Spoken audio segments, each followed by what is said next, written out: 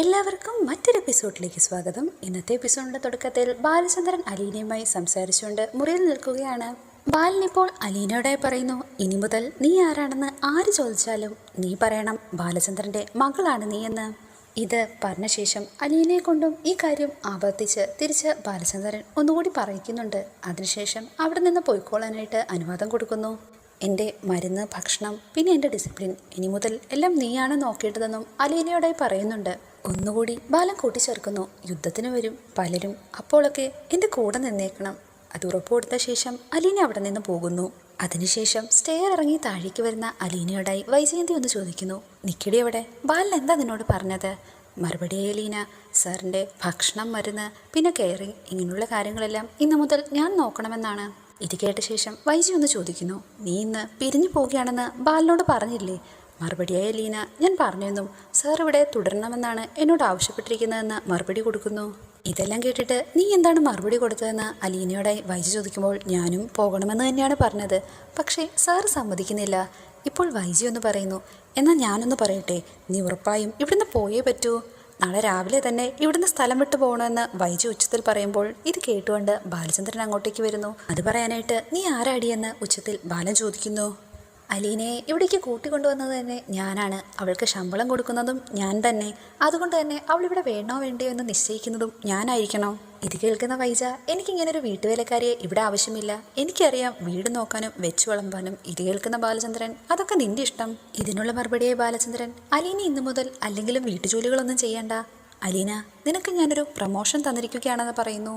Home നഴ്സിൻ്റെ മാത്രം ജോലി ചെയ്തിരുന്നാൽ മതി, അമ്മയുടെയും എൻ്റെയും കെയറിങ് മാത്രം. ഞാൻ പറഞ്ഞത് കേട്ടോ എന്ന് ബാലൻ ഒന്നുകൂടി അലീനയോട് ചോദിക്കുന്നുണ്ട്. മറുപടി അലീന കേട്ടു എന്നും പറയുന്നുണ്ട്. ഇന്നു മുതൽ അലീനയെ ശത്രുവായിട്ട് ആരും തന്നെ കാണണ്ട, അങ്ങനെ കാണുന്ന ആളുകൾ എൻ്റെയും ശത്രുവായിരിക്കുമെന്ന് ബാലൻ പറയുന്നു. ചേച്ചിയോടായി ഒന്നുകൂടി ബാലൻ കൂട്ടിച്ചേർക്കുന്നു, അവളെ ഈ വീട്ടിൽ നിന്ന് പുറത്താക്കാനായിട്ട് ശ്രമിച്ചാൽ 50,000 രൂപ കൊടുത്ത് ഞാൻ എൻ്റെ ജ്വല്ലറി മാനേജറായിട്ട് അവളെ അപ്പോയിൻറ്റ് ചെയ്യും. അതിനുശേഷം എല്ലാവരോടുമായി ബാലനൊന്ന് ചോദിക്കുന്നു, അലീനയോട് ആർക്കെങ്കിലും എന്തെങ്കിലും പറയാനുണ്ടെങ്കിൽ ഇപ്പോൾ തന്നെ എൻ്റെ മുമ്പിൽ വെച്ച് പറയണം.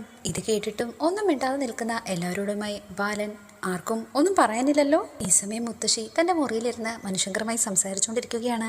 ഞാനും കൃഷ്ണമോളും ഒക്കെ ഒത്തിരി പറഞ്ഞു നോക്കി, പക്ഷെ അവൾ പോണമെന്ന് പറഞ്ഞ് നിൽക്കുക. ദാണ്ടെ അവൾ അവളുടെ ബാഗും എല്ലാ സാധനങ്ങളും അടുക്കി പറക്കി വെച്ചിരിക്കുകയാണ്.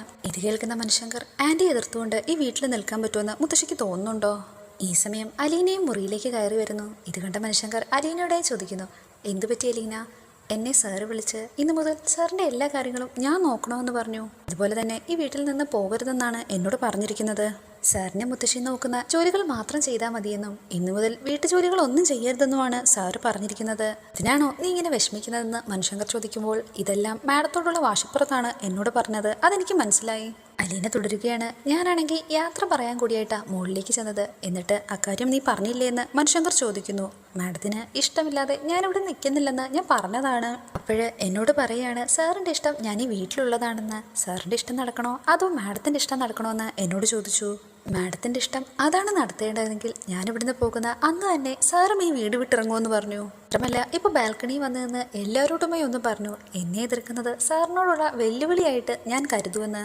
അങ്ങനെ എതിർക്കുന്നവരെ ഈ വീട് വിട്ട് തന്നെ പോയിക്കോണമെന്നാണ് ഇപ്പോൾ ബാൽക്കണി വന്ന് പറഞ്ഞിരിക്കുന്നതെന്ന് ഞാൻ പറഞ്ഞ ശേഷം അലീന മനുവിനോട് ചോദിക്കുന്നു, ഇനിയിപ്പോൾ ഞാൻ എന്താണ് ചെയ്യേണ്ടത്? മുത്തശ്ശി മറുപടിയായി, നീ എന്തേലും ബാലൻ പറയുന്ന കണക്ക് ചെയ്താൽ മതി. മനു മുത്തശ്ശിയോടായി പറയുന്നു, ഡോക്ടർ പ്രത്യേകം പറഞ്ഞതാ അങ്കിളിന് യാതൊരുവിധ ടെൻഷനും ക്രിയേറ്റ് ചെയ്യരുതെന്ന്. ഇതിപ്പോൾ ആൻറ്റി എന്തിനാ ഇങ്ങനെയൊക്കെ ചെയ്യുന്നത്? മറുപടിയായി മുത്തശ്ശി, അവള് നീറിൻ്റെ ജന്മമാണ്. മനു മുത്തശ്ശിയോടെ പറയുന്നുണ്ട്, മുത്തശ്ശി ഈ കുടുംബം തന്നെ നശിച്ചു, പിള്ളേർ ഇതൊക്കെ കണ്ടുകൊണ്ടിരിക്കുമല്ലേ? മുത്തശ്ശി അലീനയോടെ പറയുന്നു, നിന്നോട് ബാലൻ പോകരുതെന്ന് പറഞ്ഞിട്ടുണ്ടെങ്കിൽ നീ പോകണ്ട. പിന്നെ മനുശങ്കറിനോടായി പറയുന്നു, മനുവേട്ടനൊന്ന് അവർ രണ്ടുപേരോട് സംസാരിക്കുമോ? അവർ രണ്ടുപേരും ഇപ്പോൾ ഭയങ്കര ശത്രുതയിലാ, അതിൻ്റെ നടുവിലായിപ്പോൾ ഞാൻ ചെന്ന് പെട്ടിരിക്കുന്നത്. സംസാരിച്ചിട്ടൊന്നും ഒരു കാര്യവുമില്ലെന്ന് മനു പറയുന്നുണ്ട്. മനു തുടരുകയാണ്, അങ്കിൾ ബെഡ്റൂം ചേഞ്ച് ചെയ്യാന്ന് പറഞ്ഞപ്പോഴേ എനിക്ക് കാര്യം മനസ്സിലായി. അങ്കിളിന് ആൻഡ്രോയിഡ് കഴിയാനായിട്ട് താല്പര്യമില്ല. അക്കാര്യം അങ്കിള് ഹോസ്പിറ്റലിൽ നിന്ന് തന്നെ പ്രകടിപ്പിച്ചതാണ്. അങ്കിള് മുകളിലെ ബെഡ്റൂമിലേക്ക് മാറിയപ്പോഴേ ആൻറ്റിക്ക് മനസ്സിലായി ആൻറ്റി ഒഴിവാക്കുവാന്ന്. ഇത് കേൾക്കുന്ന അലീന അതെന്തുകൊണ്ടായിരിക്കുമെന്ന് മനുശങ്കറിനോട് ചോദിക്കുന്നു. അങ്കിളുടെ മനസ്സിൽ എന്തൊക്കെയോ കിടപ്പുണ്ട്, അതിൻ്റെ ഫ്രസ്ട്രേഷൻ ആണെന്നാണ് മനു പറയുന്നത്. അങ്കിൾ ഒരു ഹാർട്ട് പേഷ്യൻ്റ് ആണെന്നുള്ള ചിന്ത പോലും ആൻറ്റിക്കില്ല. ഞാൻ കൂട്ടിയാലൊന്നും ഇനി കൂടത്തില്ല, പ്രശ്നം വഷളാവത്തേ ഉള്ളൂ. എന്നാൽ പിന്നെ ഞാൻ ആരോടും പറയാതെ അങ്ങ് പോയാലോ മനുവേട്ടാ? അത് ചിലപ്പോൾ നീ രക്ഷപ്പെട്ടിരിക്കും, പക്ഷേ നീ ഇവിടുന്ന് പോയി കഴിഞ്ഞ ഉടൻ തന്നെ ഇവിടെ ഒരു പൊട്ടിത്തെറി ഉണ്ടാവും. അങ്കിള് നിന്നോട് പറഞ്ഞതല്ലേ വീട് വിട്ടു പോകുമെന്ന്. അങ്കിൾ അങ്ങനെ പറഞ്ഞിട്ടുണ്ടെങ്കിൽ ഉറപ്പായും പോവും. പക്ഷേ മാഡമാണ് ഇവിടുന്ന് പോകുന്നതെങ്കിലോ എന്ന് അലീന ചോദിക്കുമ്പോൾ മറുപടിയും മുത്തശ്ശി, ഇടി അവൾ കൂടിപ്പോയാ കൊല്ലപ്പള്ളി വരെ പോകും. 4 ദിവസം കഴിയുമ്പോൾ കമല തന്നെ അവിടുന്ന് ഓടിച്ചോളും. മനു അപ്പോഴാണ് ഗംഗാധരൻ്റെയും മാലതിയുടെയും കാര്യം ഓർക്കുന്നത്. അലീന, ഞാൻ എന്തായാലും വല്യച്ഛനോടും വല്യമ്മയോടും ഈ കാര്യം ഒന്ന് ഡിസ്കസ് ചെയ്യട്ടെ. അവർ പറയുന്നത് എന്താണെന്ന് വെച്ചാൽ ചെയ്യാം. അവർക്ക് എന്നോട് വലിയ താല്പര്യമാണെന്ന് അലീന പറയുന്നു. മാഡത്തിന് എന്നെ ഇഷ്ടമല്ലെന്ന് അറിഞ്ഞിട്ടും അവർ പറഞ്ഞത് ഞാൻ തന്നെ ഇവിടെ നിന്ന് മുത്തശ്ശിയെ നോക്കണമെന്നാ. എന്തായാലും ഈ ഒരു ദിവസം കൂടി ക്ഷമിക്കാനായിട്ട് മനുശങ്കർ പറയുന്നു. എന്തായാലും പെട്ടുപോയില്ലേ, ഇനി രക്ഷപ്പെടല് അത്ര എളുപ്പമല്ല. ഈ സമയം കൃഷ്ണയും കവിതയും ട്യൂഷനായി വീണ്ടും പുറത്തേക്ക് പോവുകയാണ്. എങ്ങോട്ട് പോകാനായിട്ട് തയ്യാറാവുകയാണ് വൈജയന്തിയും. ഈ സമയം വീടിന്റെ പുറത്ത് നിൽക്കുന്ന മനുശങ്കറിനോടായി വൈജി എന്ന് ചോദിക്കുന്നു. അച്ഛൻ പറഞ്ഞു എന്ന് പറഞ്ഞിട്ട് അലീനയെ നീയല്ലേ കൂട്ടിക്കൊണ്ടു വന്നത്? അപ്പോൾ നിനക്കല്ലേ ഉത്തരവാദിത്തം. ഇനി അവളെ ഈ വീട്ടിൽ വേണ്ട, നീ ഇപ്പം തന്നെ വിളിച്ചോണ്ട് പൊക്കോ. നീ എങ്ങോട്ട് വേണമെങ്കിലും കൊണ്ടുപോക്കോ, വേണമെങ്കിൽ കൊല്ലപ്പള്ളിയിലേക്കും കൊണ്ടുപോക്കോ, എനിക്കൊരു പ്രശ്നമില്ല. ഇതിനുള്ള മറുപടിയായി മനു, ആൻറ്റിക്ക് പ്രശ്നമില്ലായിരിക്കാം, പക്ഷെ അങ്കിളിന് പ്രശ്നമുണ്ട്. അങ്കിളിന് അവൾ തന്നെ അങ്കിളിനെ നോക്കാനായിട്ട് വേണം. ഇത് കേൾക്കുന്ന വൈജ, അതൊന്നും നീ അറിയേണ്ട ആവശ്യമില്ല. നീ കൂട്ടിക്കൊണ്ടുവന്നവളെ നീ തന്നെ കൊണ്ടുവിട്ടേക്ക്. അങ്കിളുടെ കാര്യം നോക്കാനായിട്ട് ഇവിടെ ഞാനുണ്ട്. ഇത് കേൾക്കുന്ന മനു, അങ്ങനെയല്ലല്ലോ ഡോക്ടർ പറഞ്ഞത്. ഇത് കേട്ട പാടെ ദേഷ്യത്തോടെ വൈജ, ഡോക്ടർ ഹോസ്പിറ്റലിലെ കാര്യം നോക്കിയാൽ മതി, എൻ്റെ വീട്ടിലെ കാര്യം നോക്കാനായിട്ട് ഞാനുണ്ട്. വൈജയുടെ മനു ചോദിക്കുന്നു, ആൻറ്റി പ്രശ്നം കൂടുതൽ വഷളാക്കുവാണോ? മറുപടിയായി വൈജ, ഇപ്പോൾ ഉള്ളതിൽ കൂടുതൽ ഇനി എന്ത് വഷളാവാനായിട്ടാണെന്ന് മനുശങ്കറിനോട് ചോദിക്കുന്നു. ഇത്രയും പറഞ്ഞ ശേഷം ദേഷ്യത്തോടു കൂടി വൈജ അകത്തേക്ക് പോകുന്നു. ഈ സമയം അകത്തേക്ക് കയറി വരുന്ന വൈജയോടായി രോഹിത് ഒന്ന് ചോദിക്കുന്നു, അമ്മേ ഇനി മുതൽ ഞാൻ എന്നാ ചെയ്യും? കേൾക്കുന്ന വൈജ, അതിന് നിനക്കെന്ത് പറ്റി? അല്ല, അച്ഛനിപ്പോൾ അപ്സ്റ്റേഴ്സിലല്ലേ താമസിക്കുന്നത്, അതിന് നിന്റെ റൂമിലല്ലോ എന്ന് വൈജ ചോദിക്കുമ്പോൾ എൻ്റെ പ്രൈവസി പോയില്ലേ എന്ന് രോഹിത് പറയുന്നു. ഇനിയിപ്പോൾ അച്ഛൻ്റെ നോട്ടപ്പുള്ളിയായിട്ട് ഞാൻ അവിടെ കഴിയേണ്ടതെന്നാണ് രോഹിത് ചോദിക്കുന്നത്. അങ്ങനെ വല്ല പരാതി ഉണ്ടെങ്കിൽ നീ നേരിട്ട് എന്ന് അച്ഛനോട് പറയാൻ പറയുന്നു വൈജ. ഇനിയിപ്പോൾ ഞാൻ പോകുന്നതും വരുന്നതും എല്ലാം അച്ഛൻ്റെ മുമ്പിൽ കൂടി ആയിരിക്കില്ലേ എന്നാണ് രോഹിതിൻ്റെ പ്രശ്നം. ഈ സമയം അവരുടെ അടുത്തേക്ക് വരികയാണ് മനുശങ്കർ. വൈജയോടായി മനു പറയുന്നു, ആൻറ്റി ഇപ്പോൾ ഇവിടെ നിലവിൽ സംഘർഷങ്ങളൊന്നും തന്നെയില്ല. അങ്കിളിന് ആവശ്യമുള്ളത് സമാധാനമാണ്. അതുകൊണ്ട് തന്നെ അങ്കിൾ സമാധാനമായി മുകളിലത്തെ നിലയിൽ തന്നെ ഇരിക്കട്ടെ. ഇത് കേൾക്കുന്ന വൈജ, ഓ സമ്മതിച്ചു, പക്ഷേ അലീന മാത്രം ഇനി മുതൽ തന്നെ കെയർ ചെയ്താൽ മതിയെന്ന് ബാലൻ പറഞ്ഞത് ഞാൻ സമ്മതിച്ചു കൊടുക്കണോ എന്ന് മനുവിനോട് ചോദിക്കുന്നു. എന്നുള്ള മറുപടിയെ മനുശങ്കർ, എന്ത് കെയറിംഗ് ആണ്? മരുന്നെടുത്തുകൊണ്ട് കൊടുക്കണം, ഫുഡ് എടുത്തുകൊണ്ട് കൊടുക്കണം, കിടപ്പ് രോഗിയൊന്നും അല്ലാത്തതുകൊണ്ട് വേറെ കാര്യങ്ങളൊന്നും ചെയ്തു കൊടുക്കണ്ടല്ലോ. പക്ഷേ അതൊന്നും കേൾക്കാൻ കൂട്ടാക്കാതെ വൈജ, അവളെ ഞാൻ പിരിച്ചു വിട്ടതാണ്, ഇനി അവള് ഇവിടെ വേണ്ട. ഇത് കേട്ടുകൊണ്ടാണ് അലീന മുറിയിൽ നിന്ന് ഇറങ്ങി വരുന്നത് മനുവിനോടായി. എന്നിട്ട് അലീന പറയുന്നു, ഞാൻ പോകാൻ തയ്യാറാണെന്നുള്ളത് സത്യമായിട്ടുള്ള കാര്യമാണ്, പക്ഷെ അതിൻ്റെ കാരണം മാഡം മാത്രമാണ്. ഇത് കേൾക്കുന്ന വൈജ, ഞാൻ നിന്നെ എന്തോ ചെയ്തു എന്ന് ചോദിക്കുന്നു.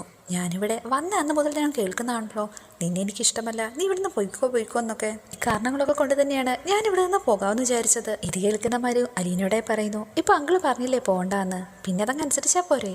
ഇത് കേൾക്കുന്ന വൈജ, പക്ഷെ എനിക്ക് നിർത്താൻ മനസ്സില്ലെങ്കിലോ? മനുശങ്കർ വൈജയോടെ എന്ന് പറയുന്നു, ആൻറ്റി വെറുതെ ഇങ്ങനെ പ്രശ്നമുണ്ടാക്കേണ്ട ആവശ്യമൊന്നുമില്ല. ഇതിപ്പോൾ അലീന അങ്കിള് പറയുന്ന കേൾക്കണോ അതോ ആൻറ്റി പറയുന്ന കേൾക്കണോ? ഞാൻ അവരോടായി ഒന്ന് പറയുന്നു, എനിക്ക് ശമ്പളം തരുന്ന ആരാണോ അവർ പറയുന്ന മാത്രം ഞാൻ കേട്ടാൽ മതി. ഇത് കേൾക്കുന്ന വൈജ ദേഷ്യത്തോടെ അലീനയോട്, എങ്കിൽ നിന്റെ കിമ്പള ഞാൻ നാളെ തന്നെ നിർത്തി തരാം. മനു ഇപ്പോൾ വൈജയോടായി പറയുന്നു, ആൻറ്റി ഇങ്ങനെ അങ്കിളിനോട് മത്സരിക്കാൻ പോയാൽ അങ്കിള് വിട്ടുതരുന്നൊന്നും വിചാരിക്കേണ്ട. പോരാത്തതിന് ഒരു ഹാർട്ട് പേഷ്യൻറ്റിനോട് മത്സരിക്കുമ്പോൾ ഗ്രൗണ്ട് സപ്പോർട്ട് ഫുള്ള് അങ്കിളിന് തന്നെയായിരിക്കും. ആൻറ്റി വെറുതെ തോറ്റു തൊപ്പിയിട്ട് നാളെ നാശമാകും. ഇപ്പോൾ അലീനയുടെ നേർക്ക് തിരിഞ്ഞ് അവളോടെ ഒന്ന് പറയുന്നു, നീ നാളെയും പോണ്ട മറ്റന്നാളും പോണ്ട, അങ്കിൾ ഇവിടെ ഇന്ന് വരെ നിൽക്കണമെന്ന് പറയുന്നു. അത്രയും നാൾ നിൽക്കാനായി മനു ആവശ്യപ്പെടുന്നു. ആൻറ്റിയുടെ എതിർപ്പ് നീ കണക്കാക്കണ്ട, ആൻറ്റി എലിയെ പേടിച്ച് ഇല്ല ചുടാൻ പോവുകയാണെന്നാണ് മനു പറയുന്നത്. ഇത് കേൾക്കുന്ന വൈജ ദേഷ്യത്തോടെ, മനു നീ എൻ്റെ വീട്ടിൽ നിന്നുകൊണ്ടാണ് എന്നെ എതിർത്ത് സംസാരിക്കുന്നത്, എൻ്റെ ക്ഷമയ്ക്കും ഒരു അതിരുണ്ടെന്ന് വൈജ പറയുന്നു. ഇത് കേൾക്കുന്ന മനു, എന്താ എന്നെ ഗെറ്റൗട്ട് അടിക്കുമെന്നാണോ? ആൻറ്റി അഥവാ ഗെറ്റൗട്ട് പറഞ്ഞാൽ തന്നെ ഞാൻ കുറച്ചുകൂടെ അകത്തേക്ക് കയറി വരും, ആ ഭീഷണിയൊന്നും എൻ്റെ അടുത്തേക്ക് വേണ്ട. പോകുന്നതിന് മുമ്പായി അലീനയോടായി മനുശങ്കർ ഒന്നുകൂടി പറയുന്നു, ആൻറ്റി ഒരു ഇൻഡീസൻറ്റ് പ്ലേ ചെയ്യാൻ നോക്കുകയാണ്, അതൊന്നും കാര്യമാക്കണ്ട, ഞാൻ പോവുകയാണ്, എനിക്ക് നാളെ എറണാകുളത്തെ ഓഫീസിൽ പോകണം. എന്നാൽ ബായ് എന്ന് പറഞ്ഞ് മനുശങ്കർ അവിടെ നിന്ന് പോകുന്നു. ഇതിൽ നിന്ന് പുറത്തേക്ക് ഇറങ്ങിയ ശേഷം മനുശങ്കർ ഒന്നുകൂടെ അകത്തേക്ക് കയറി വന്ന് വൈജയോടെ എന്ന് പറയുന്നു, ആൻറ്റി ഇനിയെങ്കിലും ഭർത്താവിനെ അനുസരിച്ച് മര്യാദയ്ക്ക് ജീവിക്കാൻ നോക്ക്. ഇത് കേൾക്കുന്ന വൈജ മറുപടിയായി, എന്നെ അനുസരിപ്പിക്കാൻ മാത്രം നീ വളർന്നിട്ടില്ല മനു, എന്നാൽ ശരി കാണാമെന്ന് പറഞ്ഞ് മനു അവിടെ നിന്ന് പോകുന്നു. ഇതോടുകൂടി ഇന്നത്തെ എപ്പിസോഡ് അവസാനിച്ചിരിക്കുന്നു. Please like, share and subscribe.